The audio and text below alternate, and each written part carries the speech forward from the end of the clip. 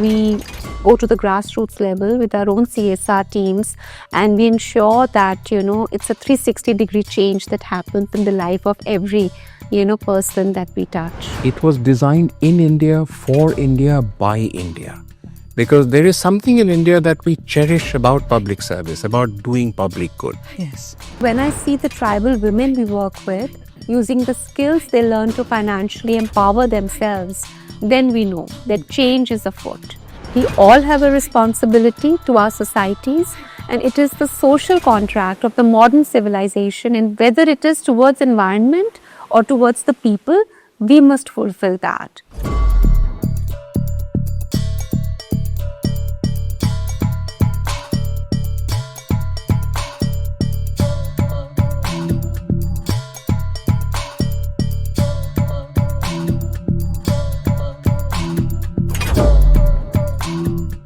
Thank you for joining us on the Steel of India podcast. We're back. And I say we're back because this is season 2. I'm your host, Sheetal. And on season 2, we're once again going to open the doors to lots of conversations, all of them having one thing in common. They're all anchored in steel.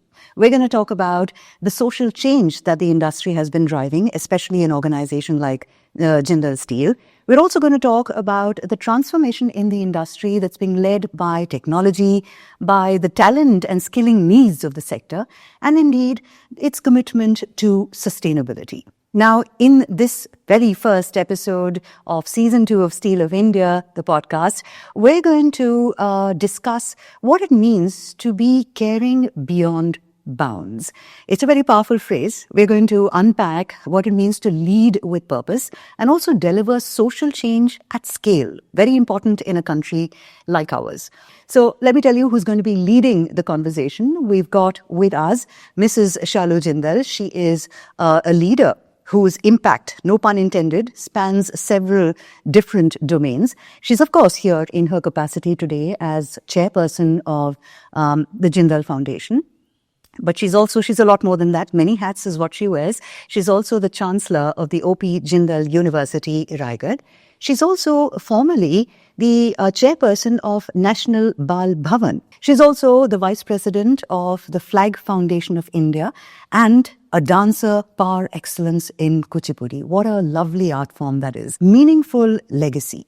That is what she really stands for, and it is under her leadership that the foundation, the Jindal Foundation, has seen several different accolades come its way. And she herself most recently was honored with the 2025 Edelgave Hurun India Impact Philanthropist of the Year Award. So we are lucky to have her on our side for this very first conversation. We want to be looking at the broader picture. We want to look at CSR from a wider lens. We want to ask questions like, why was it built? Or what did it aim to do? And we decided, then we need a very, very key voice, a voice that was instrumental in shaping India's CSR thinking, all that we understand about social impact in this country today. And so we said, who can that voice belong to? The answer to that is Dr. Bhaskar Chatterjee. He's a former IAS officer, and he's certainly someone who's been instrumental in shaping corporate and, I would say, India's CSR framework. So thank you so much, Dr. Chatterjee, for joining us today, and Shalluji for agreeing to get together on this podcast, the kickoff of season 2, I should say, and help us understand what caring beyond bounds really means. Great to have you here. Thank you. Yeah. And, Shalluji, I have to start with you. I refer to that whole numbers wala game. You're talking about spend, you're talking about budget, Excel sheet, and this and that. And that's usually the context people use to refer to CSR. But then, that's not the full story, right? The story of CSR is something else altogether. Do tell us. So the idea of CSR was completely about helping the people, and that gets lost in the mandatory requirements. Corporate social responsibility, let's leave the corporate word out. We all have a responsibility to our societies, and it is the social contract of the modern civilization, and whether it is towards environment or towards the people, we must fulfill that. Companies often may feel an obligation of giving a percentage of their profit, but I think it's more than obligation. It is a responsibility that we have to our societies. Right. And when you talk about responsibility to our societies, Shalluji, impact becomes very important. You know, we feel responsible for society, we do something, and then we need to measure impact. So when you walk into a community that is being served by Jindal Foundation, what makes you go say, that there is real change happening? What makes you say that? So when I see the tribal women we work with using the skills they learn to financially empower themselves, then we know that change is afoot. When I see more than 10,000 young lives ready to take up the challenges of everyday life through education and skill development, then I know that things are slowly but steadily changing. I would like to mention that among the various activities that we do, sports with the tribal children is a major initiative. Sports, just like music and art, has the power to bring us together, build community, and remind us of our common humanity. Well, I want to come to you, Dr. Chatterjee, and this is where we bring out our, wide-angle lens, because it's very important, especially for people who are considering careers in CSR, to understand the history of the CSR framework. And India, as we know, has institutionalized social impact by setting up a CSR framework. Why did the country choose to go down that path, and what was it hoping to achieve? If you go back to the initial years when we were actually trying to think of a framework for CSR, in India, we actually brought it into the public sector first. And my concept when I was secretary in the Public Sector Enterprises Department was to try and see whether all of the public sector first came into the CSR space before we took it to the private sector. Right. Now, in the public sector, we first brought the CSR guidelines in 2010, 4 years before the private sector. Right. And the idea there was to give companies an opportunity, because most of public sector works in the really remote areas, whether it's SAIL, whether it's NTPC, whether it's any one of the big Maharatnas or Navaratnas. So what is the obligation that public sector owes to the communities, many of whom they're actually displaced, where factories have come up? So many tribal communities affected by what they do. So is there an obligation for them towards those communities, to those societies? Right. So the origin of that CSR concept was this, that in discharging those obligations, what should we do? You spoke also about numbers, and in some ways, numbers are important. Right. If you say to an organization, please do CSR, and they say, oh, we're already doing it, right? So what is it that you want us to do? And therefore, you need to say that you must do at least so much. If you do more, that's fine. You need to have a framework by which you do that. You need to report on what you are doing. You can't say that I'm doing a lot of good, but I feel shy about reporting it. Unless it's out in the public domain, unless it is subject to public scrutiny, unless there is somebody looking at what you are saying, right? Then only it becomes meaningful and credible. Right. And that, in a sense, was the idea of bringing CSR in. Fantastic. And today it's integral to, it's a conversation that's being had at the level of boards. And who would have thought that that's the journey that we will take? But to come back to you, Shalluji, you gave us a story of the tribal woman. And when you look at her and you see agency, right, that's a very powerful word. Access, that's another one. We are trying to break down barriers to access. But above all this, I think more important is the dignity with which people are given the kind of support that you talk about. How does a foundation weave in dignity into all that it does? So, we all know that everyone deserves equal access. But how does one give dignity and agency to those who are on the margins of our society? Right. At Jindal Foundation, the approach is not just about providing opportunities, but creating an environment that allows them to live with respect and thereby contribute to a just and equitable society. Right. Yeah. And generational wealth, right? Shalluji, you have spoken about that as well as very important, capability building as well. How does generational wealth or helping someone gain that actually help make a change? So just like Jindal Foundation has been on education, skilling, health and nutrition, clean water, sanitation, sustainable livelihoods, women empowerment, environment and agriculture, rural development, sports, art and culture, social inclusion. I mean, the list goes on. But these are the main pillars of a just society. Right. And it should be obvious to use the generational wealth to strengthen these pillars. The Jindal Foundation has been around for 28 years, impacting 14.6 million lives, spending over 2,000 crores till date. Wow, that is quite a number that you've given us. Although I said numbers aren't important, that number is most certainly like music to my ears. But to come back to you, Dr. Chatterjee, you spoke about how the efforts need to stand up to public scrutiny, and that's where numbers come into the picture. And I'm sure by now you can very easily tell what is a serious CSR effort and what's surface level. So what sets companies that treat CSR as a checkbox effort apart from those that manage to actually deliver some real on-ground value? I think it comes from what we just spoke about. I mean, what is in the tradition, in the way the company has evolved? Have they had a legacy of public service before? And many of them did. Some of the brightest and best companies in India have actually had a legacy of doing good for society even before we brought in the CSR law. Right. The law itself, when we finally brought it into the private sector as well from 2014, was something very particular to India. It was designed in India, for India, by India. Because there is something in India that we cherish about public service, about doing public good. Yes. The idea of bringing CSR as legislation was to get the private sector to use its resources and plug into the trajectory of inclusive development for the nation. Right. You could say that to benefit the poor or the marginalized or the helpless is the obligation of government.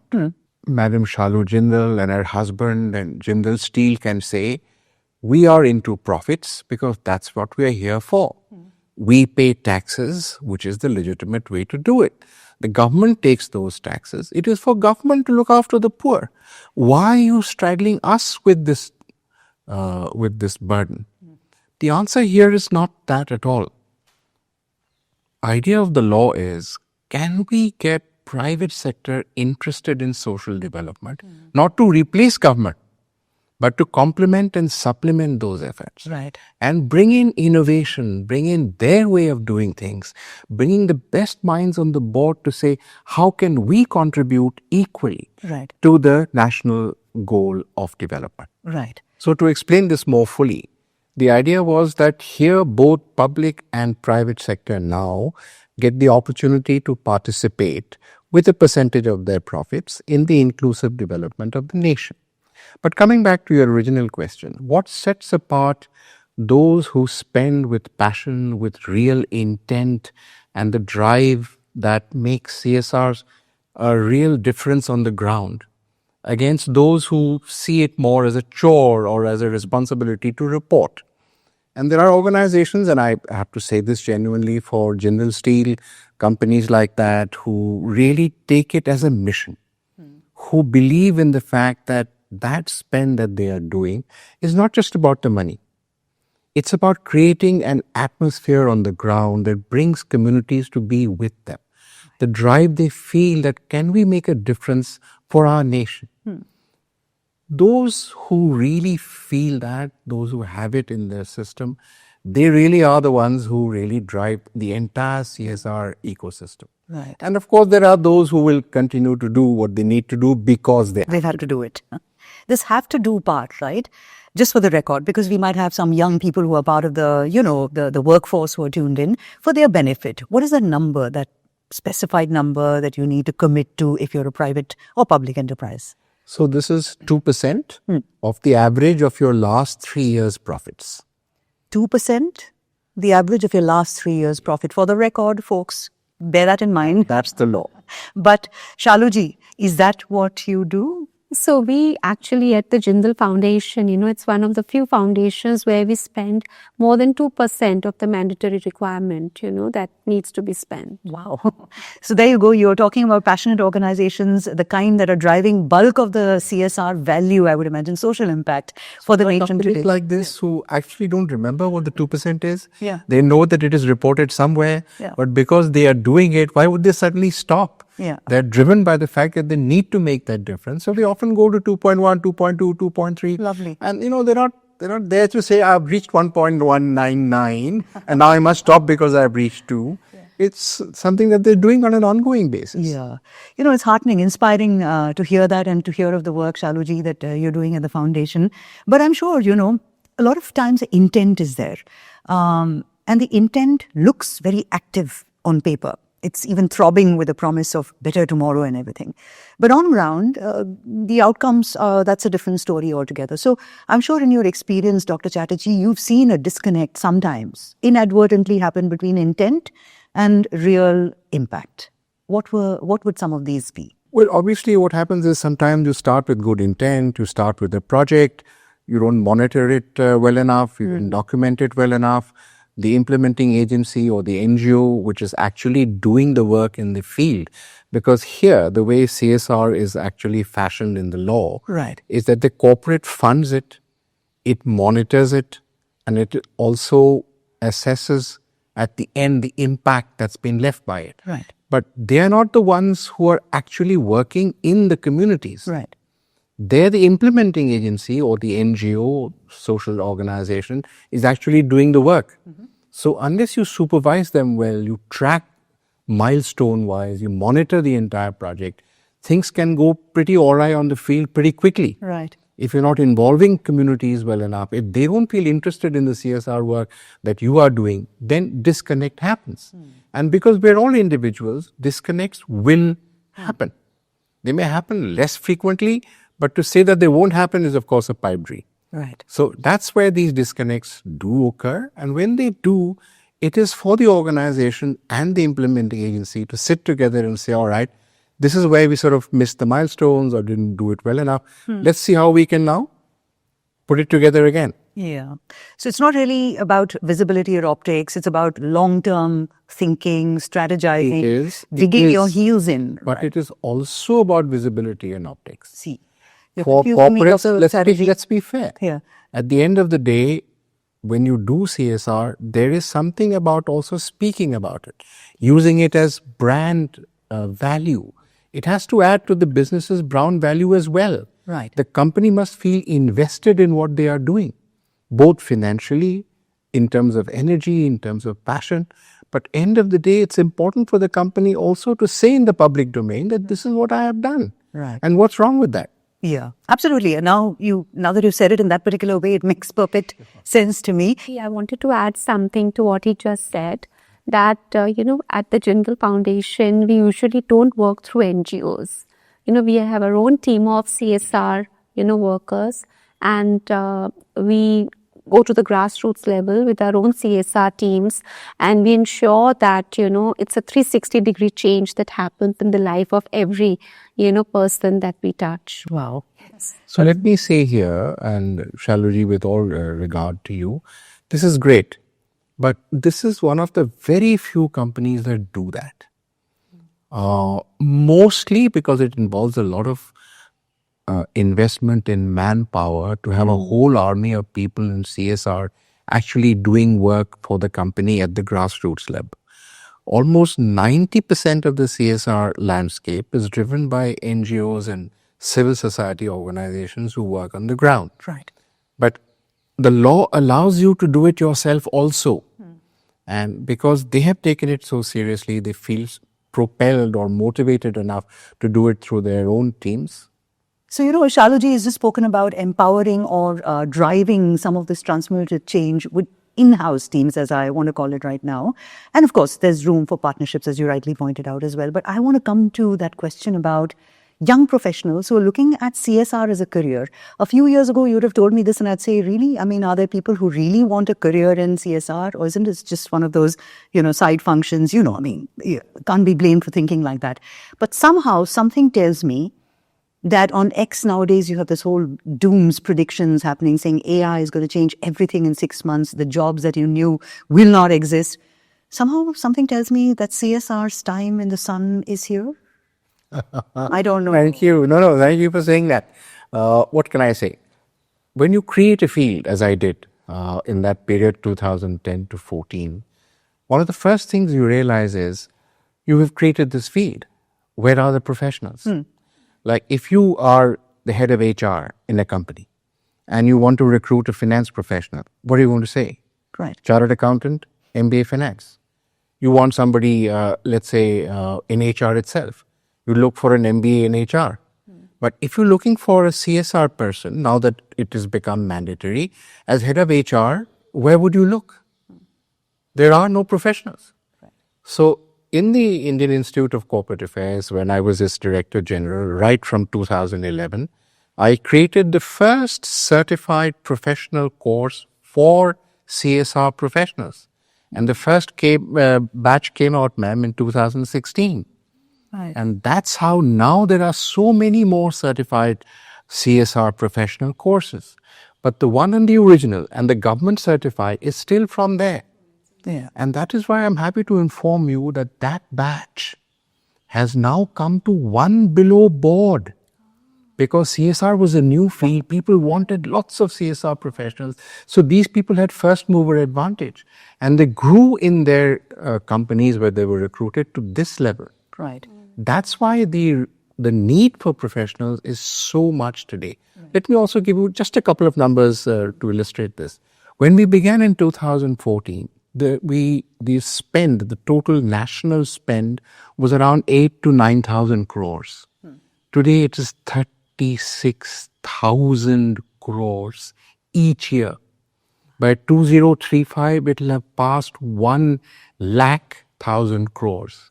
So when we are there, that's the kind of exponential growth that CSR has had.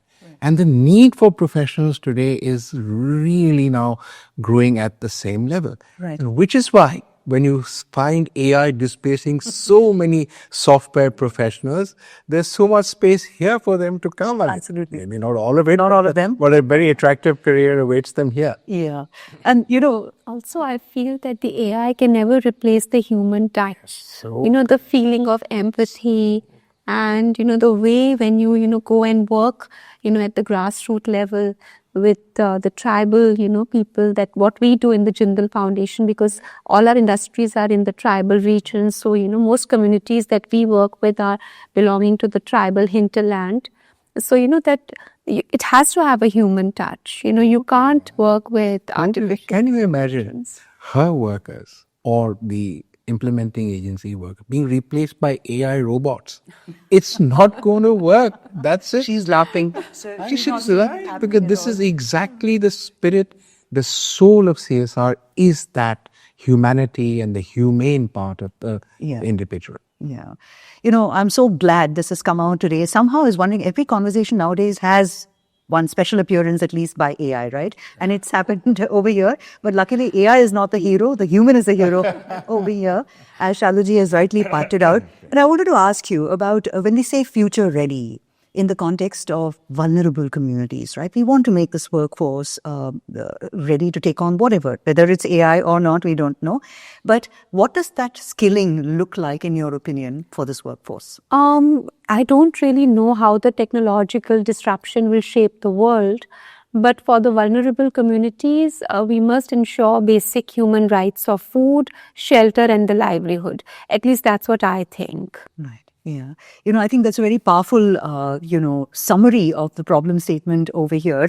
And I'm sure as India approaches its 100th year of independence, and we've spoken about it in season 1 as well, Shalluji, the concept of India is 100 and what we can do as an organization to add to that vision, make it happen, really. How do you see CSR evolve in a way that makes it relevant or helps it stay relevant, responsible, and impactful? So I believe as India grows, we need more and more people and organizations to generously contribute for an equal society. We can't depend only on CSR. I think we ourselves have to come forward and, give back. Right. Yeah. Putting I think, the power in the hands of the individual in many ways. And I see organizations like Jindal Steel as an individual in the larger universe of things. But Dr. Chatterjee, I've got to ask you, I have a similar question for you about the role of evolution of CSR. But before that, this is like asking a basic question right at the end of the story, but I'm here. Why must social impact be anchored in institutions and ecosystems? Why can't they just function as standalone projects? What's the benefit of institutionalizing social change? Because institutions have power far beyond individuals. Why do individuals come together to form institutions? Because by himself or herself, the individual is constrained by one's capacity, just one individual. Right. When people group together, band together, come together for a cause, whether it's a business cause or otherwise, then this brings strength to them. Right. Why do we call this corporate social responsibility? It is everybody's social responsibility, as Shallu Madam said at the very beginning. But why corporate? Because corporate has large scale impact. Large corporates have huge volumes of funding. Because large volumes of funding and money also bring in a difference. Also, the finest minds of the country are in the boards of these companies. And therefore, the first line I wrote in the new law was that in the Companies Act, the CSR is board driven. The CSR committee of the board is a committee of the board. It is that committee which puts up the budget, puts up the projects to be done, gets the approval of the board. All of this is board driven. That's why the institutional factor is so powerful. Right. About institutions, I would like to also, contribute to what you said, Dr. Chatterjee, is that, like all our time is limited, in this world. So when institutions are made, it's like, they're legacies that carry forward, whatever the principles of the individual or the institution was. So it's so important to institutionalize everything. That's such a beautiful thought. It is. We are constrained by our individual power and also by our individual lifetimes. Yeah. But the institutions are far beyond. They outlive human beings. It's I think, a brilliant takeaway, one of the key takeaways of the entire show. The reason why this is, you said, we don't have to think about it as corporate social responsibility, but corporate also has value to play in social responsibility, and that you have underlined for us. Now, seeing as institutions and ecosystems are required to sustain this change, as you rightly pointed out, this next decade is going to be quite difficult, challenging, full of opportunity maybe, as we move towards India at 100. So to add to what Shalluji had said about how she wants to see CSR evolve, what would you say CSR should train its focus on? In these 11 and odd years, CSR has gained a lot of momentum. With all due respect to the corporate sector, initially when the legislation was brought in, there was a lot of resistance on their part. Right. It took almost 3 or 4 years for them to say, all right, it's no more a challenge, it is now an opportunity. Right? Now that having happened and that momentum now having developed over these last 11 years or so, corporates are in a place where they are ready to take off. CSR itself is approached at take-off stage. So what is CSR 2.0? And one of the 2 or 3 things we need to do is that innovation. We've done education, we've done health, we've done women's empowerment, we've done sports. A lot of it has been done. So now if we go into sports itself or into education, or what is the new thing we can do? So to me, CSR 2.0 must have as much innovation as possible. Right. Point 1. Point 2, we need to make sure that we track these projects better. The better we track them, the more results they will produce. And this is where AI comes in. The best tracking mechanisms are now available to us because of AI. We get real-time online data. If things are going to go wrong, you already know 2 months before that they are going to go wrong. It's proactive. And the last part is about impact. So in the legislation about a year or two ago, we brought in a change in the rules which said that any project which is more than the value of 1 crore must be externally evaluated. That means it's not enough for Jindal Steel to say, we're doing a great job and our projects are great. But third-party evaluation must confirm that what we're doing is really something that we want to do, is impactful. Right. So impact evaluation is growing as a major field in CSR even as we speak. Wonderful. I think it's a gold mine, a veritable gold mine of information is what you've given us. If we had to think and contemplate CSR, its impact, a career even in CSR. But if you're thinking that this sounds like she's wrapping up the show, no, I'm not ready yet because this is a rapid fire round and you go first, Shalluji. So quick questions, quick answers. All right, ready? Ready.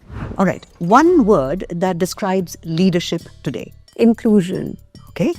Okay, this is tough. Education, skilling, livelihoods. Which of these changes your destiny the fastest? I think at Jindal Foundation, we believe it's education. Education. Yes. Okay. Purpose. It's a very difficult word. A lot of people try to explain it. But one sentence to define purpose. A safer and equitable world. That's a great answer. So all three of them have come together very, very beautifully well. Inclusion, we're talking about education, and we're talking about a safe and inclusive world. And yes, absolutely. Superb. And that brings me to you. You've got some tougher questions coming your way because you confused me a bit over there. And, you had me thinking a couple of times about, what am I saying? So I'm going to make it hard for you. No, actually not. Not to worry. The one misconception you hear very often about CSR in India. Is it just about money? Okay. All right. Okay, this is the trick one. Compliance or conviction? Which one truly affects or drives change? Conviction, without doubt. Without doubt. But you said compliance is also important. Numbers are important. See, it's a rapid fire. You won't get to compliance if there's no conviction.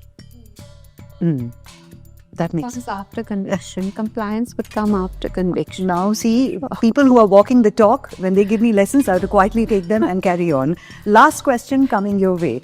If CSR gets everything right for the next 20 years, what does that India of 20 years from now really look like? Closer to a developed society, as the Prime Minister's vision about Viksit Bharat is. So this all-inclusive development driving us to a developed nation. CSR is one of the primary drivers to bring us towards the Viksit Bharat, the idea. Yeah. You look like you were closing your eyes and imagining that India of your dreams. Shalluji, what do you imagine for India? No, so I agree with Dr. Chatterjee that, the Viksit Bharat, the dream that the present government has, it can happen. But everybody has to get together. The public institutions, the private institutions, even personal, the whole thought of for in giving we receive. That thought process has to, come forward. Absolutely. Wonderful. And this truly is the end. And this is where I need to thank you, Shalluji, for not just sharing your vision and your ideas, your personal ideas, but those of Jindal Foundation as well. They serve as great examples. And you've, I think, told our listeners how the question that you should not be asking is, how much to spend, but it's about how I can change somebody's life for the better. So that's been invaluable. And Dr. Chatterjee, all of the wisdom distilled from years of you being associated, creating indeed CSR and social impact for us. Very often this conversation can leave people with a cloud of more questions. And then you're like, oh my God, have I actually learned? But here you've helped us sift through the clutter and home in on the one single most important thing for CSR today, to remember that it is a national opportunity, one that helps you build capability and dignity, as Shalluji has mentioned, at scale in a country like India. And I would say that for our viewers, I hope you've got enough of examples of on-ground community development. You've also got a sense of the national vision and the aspiration and how that's completely aligned and in sync with the CSR framework as we understand it today. And I hope that helps you connect the dots between what you're doing in your CSR role. I'm hoping that you're one of them. And how the shared purpose or shared vision of India at 100 is coming to life with the work that you do. So a special shout out for all CSR professionals today. You also learned that real impact can only be derived if you strengthen capability, if you strengthen dignity and systems in a way that progress can really move forward. So it's been brilliant that you could, check into the very first episode of season 2 of the Steel of India podcast. We'll be back soon with more episodes, but thank you so much, Shallu Ji and Dr. Chatterjee for joining us on the show today. Thank you so much. Thank you. And to our viewers, take care, not just of yourself, but the community that you serve as well.